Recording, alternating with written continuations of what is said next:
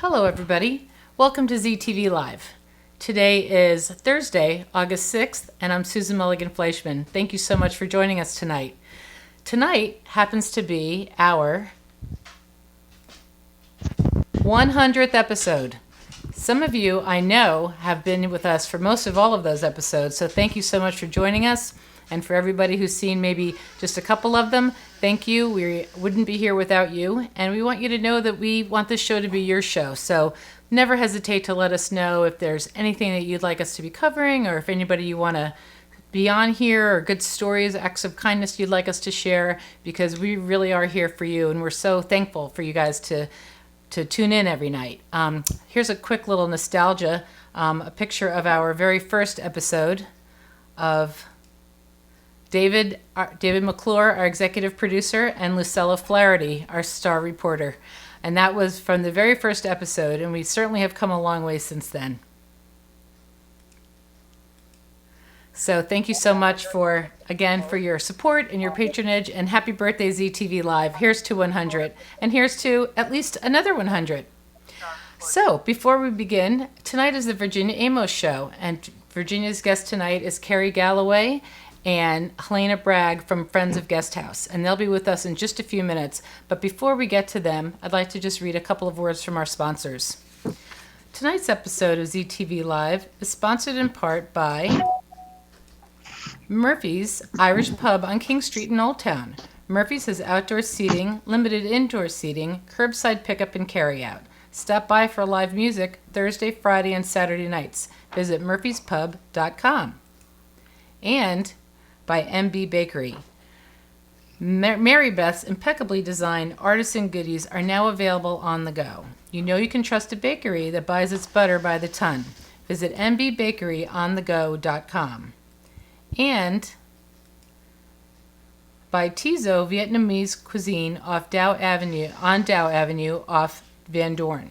Tizo is your destination for tasty, nutritious, and authentic North Vietnamese food. Tizo offers healthy and affordable meals in a friendly and casual atmosphere. Visit TizoRestaurants.com. And we're back.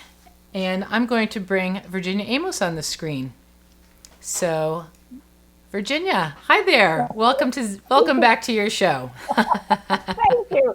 I'm glad to be on my show. Hey, Susan, how are you tonight? I'm doing just great. It's great to have you here. Can you believe it's our 100th episode? No, not at all. And I'm delighted to be a part of the episodes going forward. So once again, thanks for having me, and thanks for hosting me. Sure. It's my pleasure. I'm going to bring everybody else on the screen tonight. We actually have a full house tonight. So hello, Carrie and Helena, you're also on the screen tonight. Hello, and welcome to ZTV Live. Thank you. It's great to be here. It's great to have you. Virginia, I'm going to let you take it from here. Absolutely. Welcome, ZTV fans. As you know, we here at the Virginia Amos Show concentrate on the people, the businesses, and the organizations that make Alexandria such a great place to live and work. And as a longtime resident of Delray, I can't think of any better organization than Friends of Guest House, which occupies a lovely corner lot here in Alexandria and does remarkable work with women. And for me, this really is about women empowering other women in numerous ways. So the first person we're gonna get some history, get some background from Carrie Galloway, who is the executive director of Friends of Guest House. So Carrie, why don't you just plunge right in and tell us a little bit about the organization, how you got started, and what your mission is. Okay, sure. Thanks again for having us tonight. Virginia, it's a real thrill to be on your program and to be on ZTV on the 100th anniversary or 100th show celebration, right? So, yes, Friends of Guest House, indeed.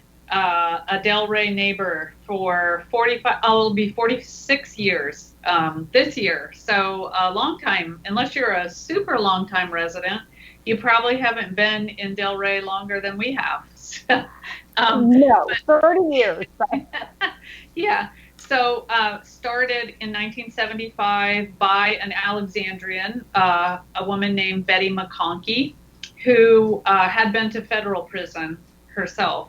And she had a lot of family support, but when she came out of prison and returned back to her family in Alexandria, she came knowing that the women she was leaving behind didn't have the same support. Mm-hmm. And with a determination to do something for those women, she got several churches in the Alexandria and Fairfax County together. They pooled money, and they opened the guest house, which was then called Friends of Women Prisoners, on the in the same little house in Delray that we still are today, and started welcoming women in through their doors in 1975. So she unfortunately moved out of the area to go live with family in Ohio, I believe, mm-hmm. and that's where we lose the trail of Betty. So I always want to say, if anybody knows anything about Betty, please contact us, because we don't know very much about what happened, but we've heard some really great stories over the years. So a real grassroots, really wonderful story of somebody who saw a problem or saw a gap in her hometown and wanted to do something about it, and rallied the community, which continues to be incredibly supportive of us. The house was purchased by the organization in 1981 with a loan from the city of Alexandria housing the Housing Trust Fund, and the old Presbyterian Meeting House actually sold their parsonage and donated $50,000 towards the purchase as well. So we go back a long ways with the community and their support, and so we've been there ever since. I came in 2005, so a little over 15 years ago. The house in 2002, 2001 and 2002 was in some disrepair. The program was not in great shape. There was an article in the Washington Post. It was threatened with closure, and several alum women were interviewed in that story, and they talked about how the program had saved their lives, basically. And a group, again, primarily of Alexandrians, rallied, and they said, we can't let this organization go down. And so they resurrected it. And it was my good fortune that I happened to be looking for a job at the same time as they were looking for a new executive director. And it was never my intention to stay. My goal was 3 years, and I was out of there. And I obviously didn't make it. But I'm glad I didn't. I really fell in love with the mission. And so the mission is to help women who are coming out of incarceration restart their lives, or start them, in some cases, really get a second chance at being who they were destined to be. And so we provide not only a home, but a lot of opportunities for them to realize that potential in themselves, and to really walk by their side in the journey of coming into who they can be. I love it.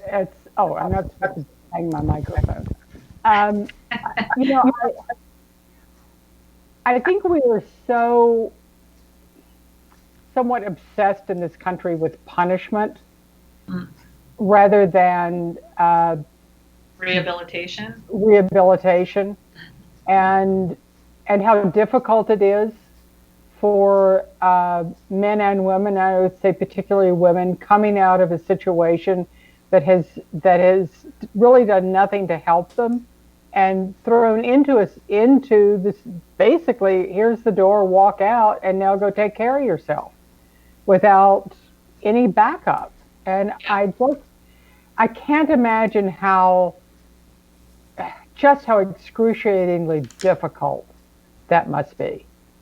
Yeah, I mean, jail is not really, I mean, it's not meant to be therapeutic. First off, it's meant as a punishment, and it's meant to get people's attention. And I think that certainly for the majority of people that we've worked with or work with, it got a lot of people's attention.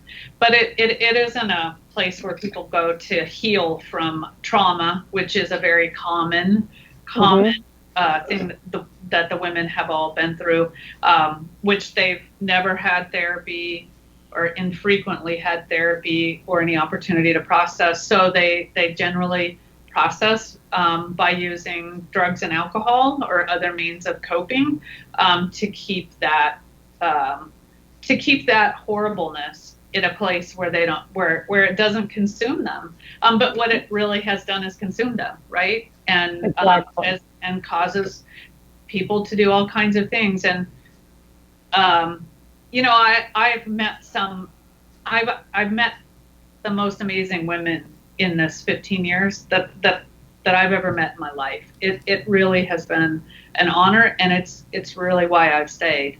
I can't imagine working harder for people who deserve it more. They really do.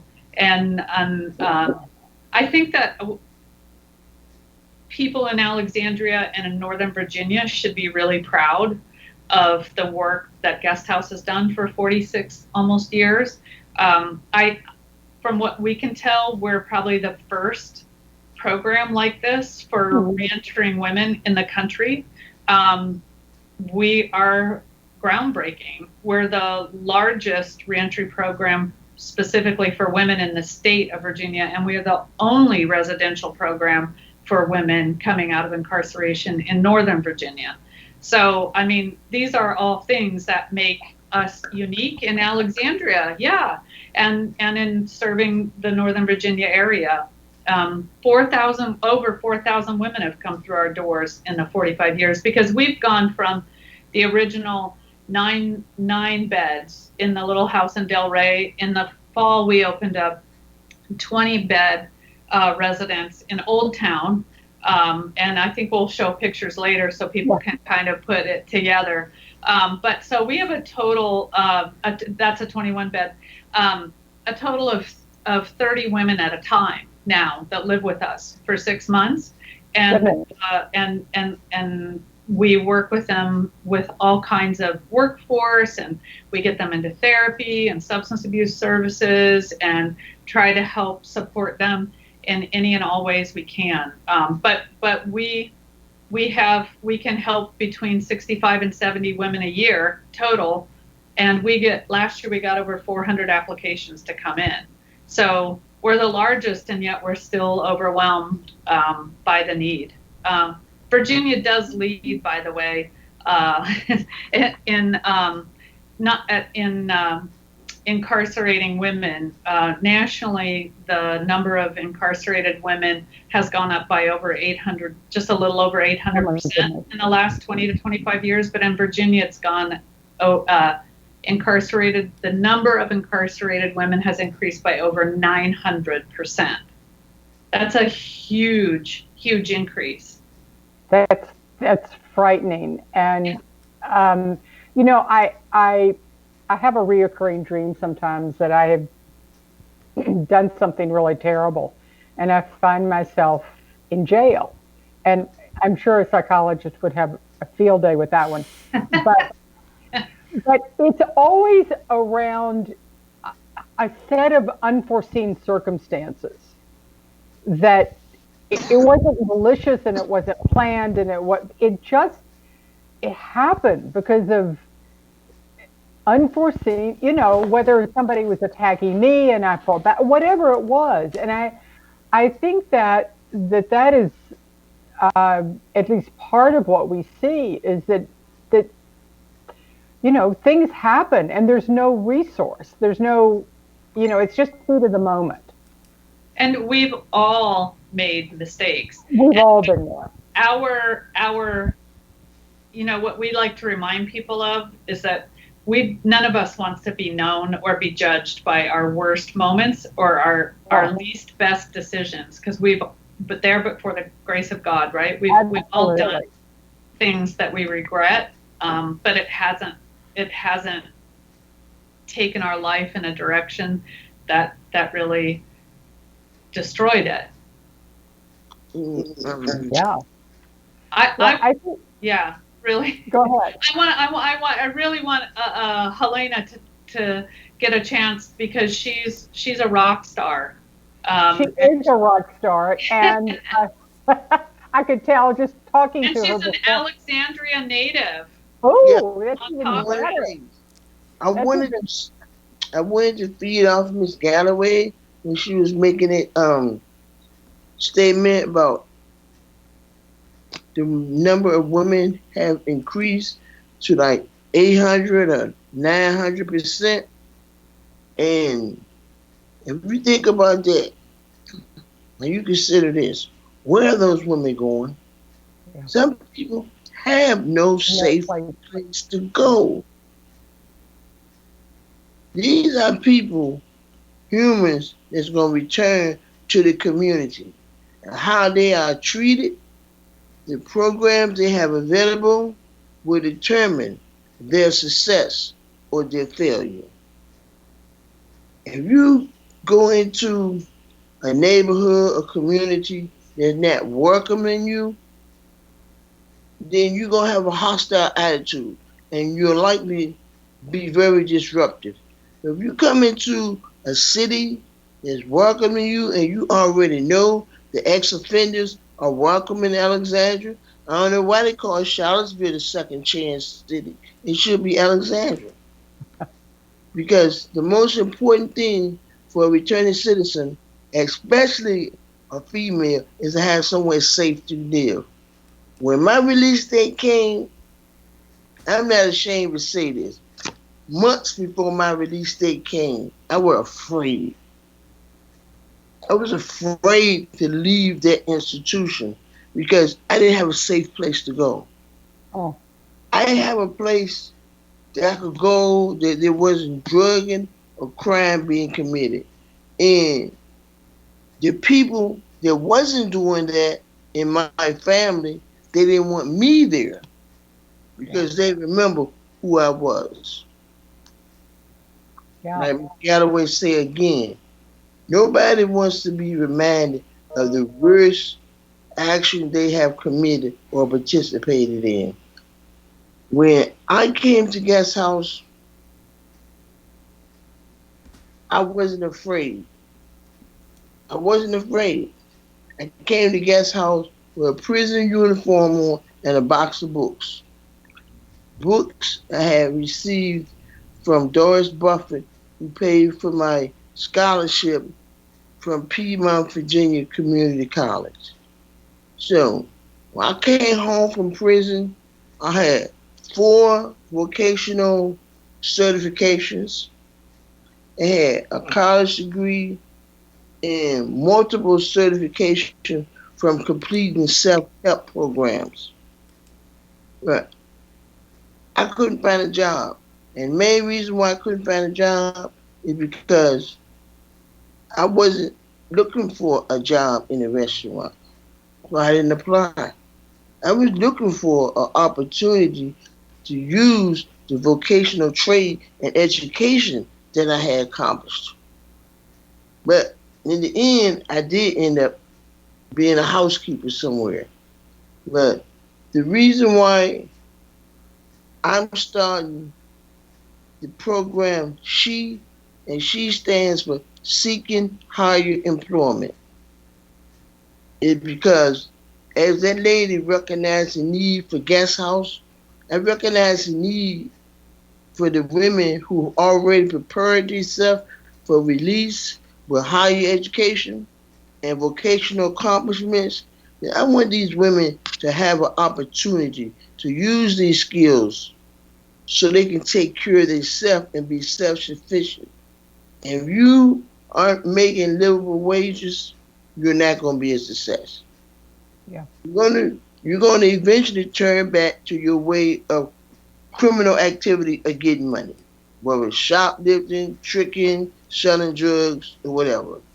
So, walking with Miss Galloway and being around her in so many fundraising events, it encouraged me to go ahead, start this program.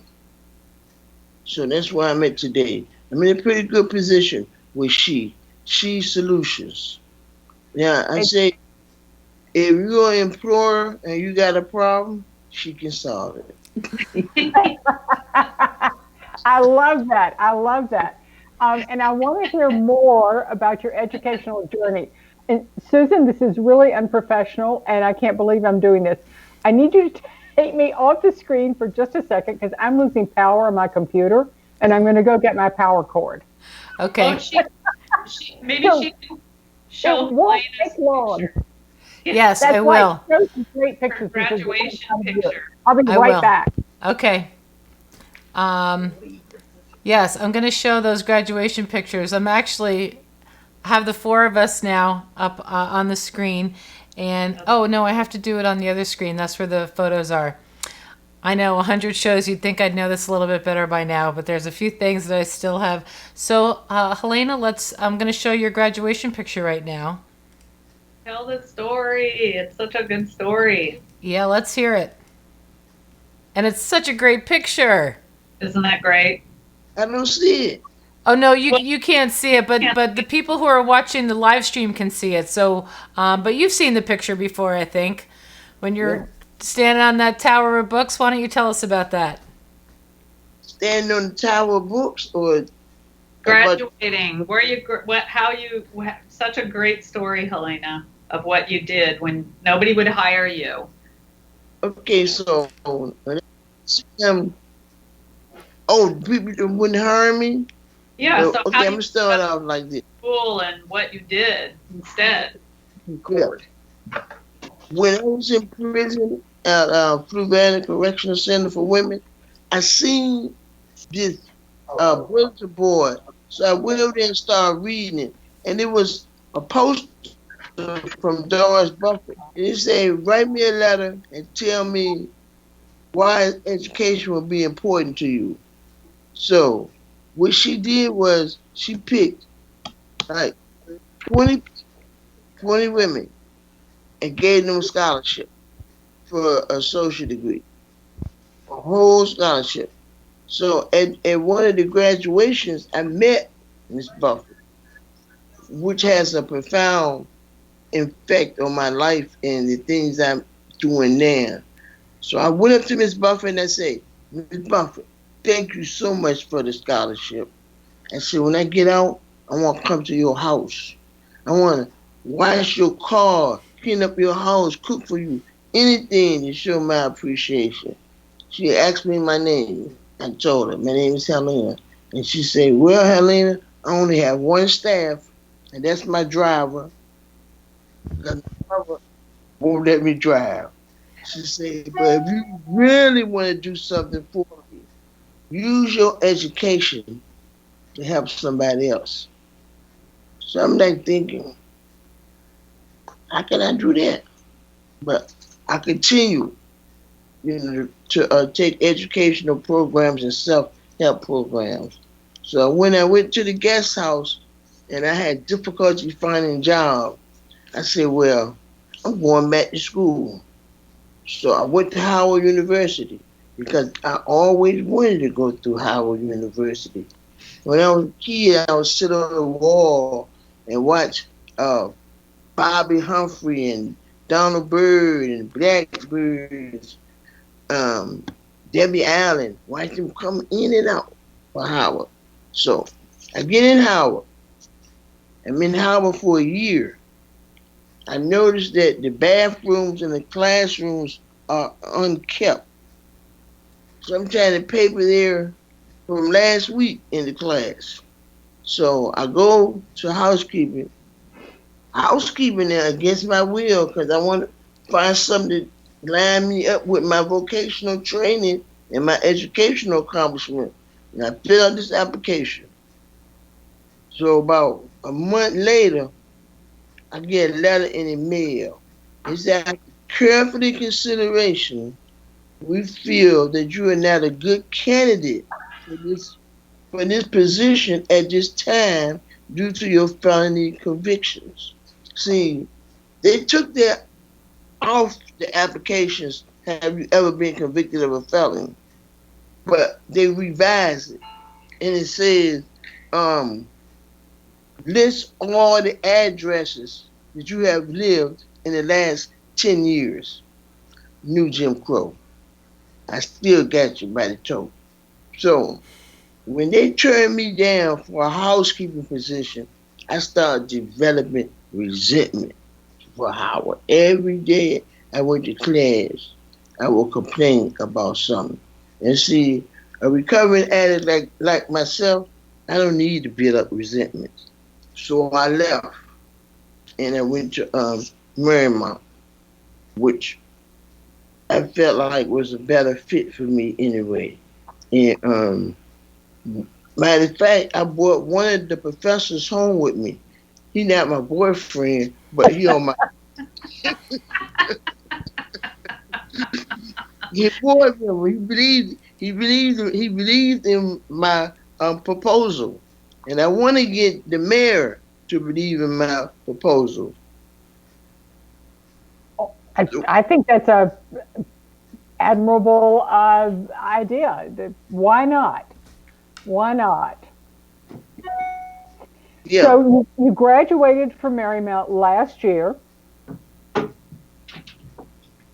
we had a picture of that, which I love. It's absolutely a great picture. And you are back in school again. Yeah, I'm back in school again because I was working for a transition house for young girls in Washington, D.C. They lost their funding. So I said, well, I'm going to go back to school. Like I said, if I could, I'd be a career student. I have a feeling you may be. Right now I'm taking the substance abuse certification class at Nova. And what I want to do, my whole purpose of this nonprofit, what I want to do is, if I can modify one woman's life the way Guest House has created this great accomplishment in making people feel motivated and whole, then I will be a success. I follow in their footsteps. I'm always at or around going to Guest House. I would say you're a success already. They have done remarkable things in this community, and for the women that leave this area, go anywhere, even out of state. If you need something and you're a Guest House alumni, everybody know. Call Miss Murray. Well, that's a good segue. We have Marissa Tordello on the air with us now. And Marissa, in addition to everything you're doing at Friends of Guest House, I'd like to congratulate you on being named by the Chamber of Commerce as one of Alexandra's 40 under 40. Very exciting. Very exciting. Thank you. So, that's right. Give her a hand. Give her a hand. So tell us a little bit about what you're doing in your role there. Sure. So I'm the Director of Marketing and Development. So I handle all of our external communications and external relationships. So with donors, community members, other organizations, and I also handle all of our fundraising. We get some of our fundraising from state and local governments. Mm-hmm. And then also some foundations through grant proposals that I coordinate. And we also get a lot of contributions from community members, individuals, a lot of supporters in Delray for sure. and also local faith-based organizations, professional organizations. So lots of different groups, and we're really grateful for everyone's support. Tell me a little bit. I don't want to take away from development at all because it's so important for organizations like you. But tell me a little bit about what the volunteer process is like for people who want to get more involved with Friends of Guest House. Sure. Well, right now, like everything, it's a little unconventional. Yes. Thanks to COVID, but we do still have some volunteer opportunities. So we have a volunteer page on our website where interested volunteers can apply. And then we'll walk them through the application process, but some of our virtual volunteer opportunities right now. So all of our clients are paired with a mentor. So we've shifted our mentor program to a virtual platform. So if anyone's interested in connecting virtually with some reentering women, that's available. And then we also have a workforce and life development program. So it's a schedule of classes, pretty much 9 to 5, Monday through Friday. Mm-hmm. And most of the classes are actually taught by volunteers.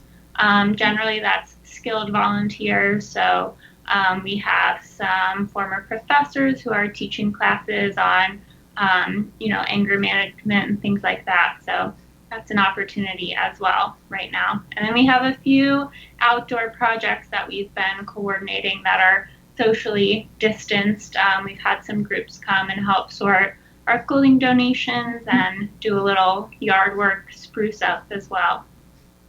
Well, that's always a good thing. I think it was 2 years ago. I want to call it April, and that's not it. But it's when we help clean up the neighborhood and do building projects. And I think they did some landscaping over at Friends of the Guest House a couple of years ago. Port Barrel Barbecue supplied a big barbecue lunch, as I remember. It was everybody had a great. Everybody, yeah, you weren't there then.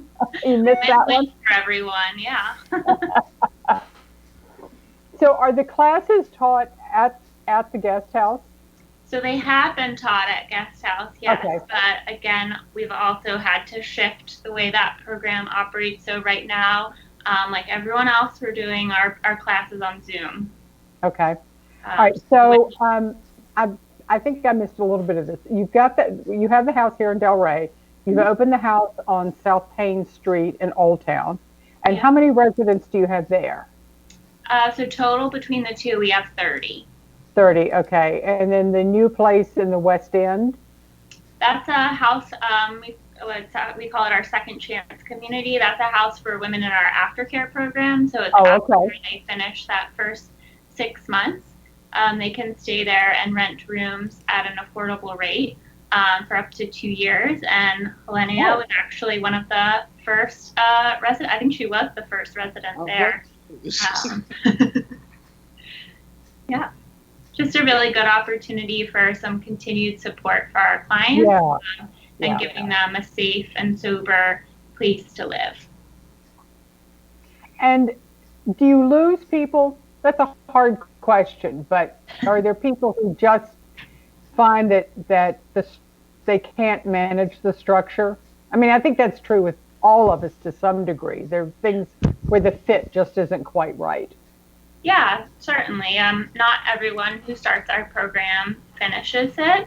And part of that is somewhat intentional. You know, the program is rigorous and it really requires buy-in from our clients. And if they're not there yet personally, it just won't be a good fit for them. It wouldn't feel right. And they would, really, they just push back to the point where we have to invite them to leave. But there's a reason, we've been doing this for 46 years, and there's a reason the program is structured the way that it is. And because of the work that we've been doing with our clients, less than 15% of them reoffend. The national average is about 70%. So really our goal is to get as many women to that point where they're, truly successful and back into our community. Yeah, those are great numbers. They are. They are, and I think you're right. It's like all programs to a certain degree that it's a mutual thing. It's not one-sided, and you have to buy in and be willing to do the work. And you can see it with those rates that people are doing the work. And I'm just astonished by the number of women that you have served over the years, and the fact that you're the largest program in the state of Virginia is incredible. It really says a lot about the leadership and about the devotion and your board and the support that not only that you've gotten from the community, but you wouldn't be getting that support unless you were giving back to the community. Right. And Helena, I think you're a great example of that. You're giving back to the community every single day, and you're encouraging other people to be their best selves. And you're doing it yourself. Like you were saying, the program is designed for the woman to change her behavior, to get comfortable and adaptable to being self-sufficient, to modify their own behaviors, because that's the only way you're going to be a success as a returning citizen, if you modify your behavior. You can't come into Friends of Guest House the way you came into the jail and expect to be a success. And some people, they just use the Friends of Guest House to get out of jail. They're really not ready to change. So it has a lot to do with the individual, whether Guest House is successful. And some of those that has been terminated from Guest House, they come back 2-3 years later, and they be humble. They say, I made a mistake. Yeah. I wish I had took advantage of this the first time. So that's the great thing about Guest House. That if you don't succeed the first time, you'll never chance. And they're always there. I wanted to say we just had a beautiful comment in from a gal named Carrie Payne, and she said, I was there 2 years ago. I own my own home now, and I've been living my best life. So there's a testament right there. Thank you so much, Carrie, for commenting. We really appreciate your watching and joining the conversation. Yeah, I don't even know what to say after that. It makes me it kind of sends warm shivers up and down your spine. But I mean, I think that everybody wants to live their best life. And it doesn't matter if it's in, a 10-bedroom house out in horse country, or if it's in a single apartment in Old Town. You want to live your best life, and it looks different for everybody, and the opportunities are different. And to see what you all have created, Helena, what you have created for yourself, and what I know you are giving back to the community. There's no doubt in my mind about that. It's just, we're lucky to have you here. We are lucky. We're lucky to have all of you here. Thanks for having us. I'm lucky to be one of the ones chosen to come into Friends of Guest House. And I used to be a taker, but I've learned to be a giver. And it's more satisfying than it is to give rather than take. It is. And I was listening to we're going to wrap up here pretty soon, but I was listening to an interview with Levar Burton the other day on National Public Radio. And he was talking about his program is coming to an end, and he was just talking about going forward. And he said there are really only 3 ways you can go forward, and that's you have your eyes open, you have your head up, you have your eyes on the horizon, and you go forward with love. Because he said there isn't anything else. And that's that is so much what you are doing, and it's a beautiful, beautiful story. And we thank you so much for being with us tonight. Carrie suggested you come back next week because I don't have my next guest lined up. So if you get a phone call from us, we don't be surprised. And Helena, I'm so excited about your journey, and we definitely want to hear more from you and what you do every step of the way, because it's just terrific. So thank you all, Carrie off screen, Marissa and Helena, for being with us tonight. It's been a great show. I hope people hear it. I hope they send you donations. I hope you have volunteers out the wazoo. And I hope you'll come back and see us again. We will. We'll be back. Okay.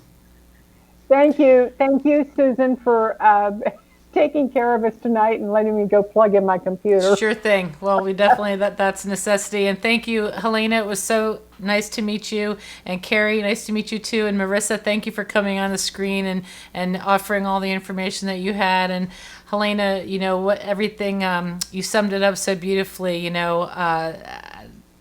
I believe it's, rule number 1 or maybe rule number 2 is, giving is better than receiving, so thank you so much for leaving us with that thought that I think that we could all have a little reminder of. So thank you all, ladies, very much. Thanks for the wonderful interview, and we will say good night.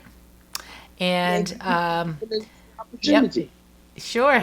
Yeah. Thanks for coming on. Okay, that's going to do it for us tonight for ZTV Live for this Thursday, our 100th episode. Thank you again for tuning in, and thanks to everybody who's always worked so hard on this show, our executive producer, David McClure, our publisher, Mary Wadlin, Lucello Flaherty.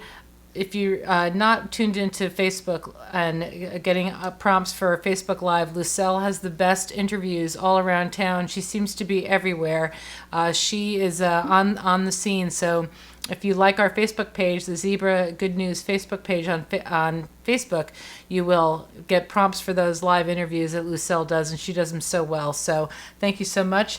Our Music Monday, we have Steve Hauk, and Steve will be back on Monday, August 10th, and Steve's guest will be Todd Jones. He's a longtime friend of Steve's and a consummate musician, producer, music teacher, and he'll perform with 2 of his students from Encore Performing Arts Center. Then on Tuesday night, August 11th, Ralph Palooza will be here. Ralph's guest is going to be Roseanne Weissman, talking about her book, I Went to Africa and Kissed a Giraffe. So that sounds really interesting. So please be sure to tune in for that. Jane Collins will be back on Wednesday, August 12th, with 10 questions with Dr. Gregory Hutchings, Alexandria City Public School Superintendent. And Virginia Amos will be back on Thursday, August 12th, with the Virginia Amos Show. August 13th with the Virginia Amos Show, and her guest is TBD. So until then, have a wonderful weekend, everybody. Thanks for tuning in. We certainly enjoy your support and your viewership, and everybody have a wonderful evening, and remember, as much as you can, to be the good news in someone's life.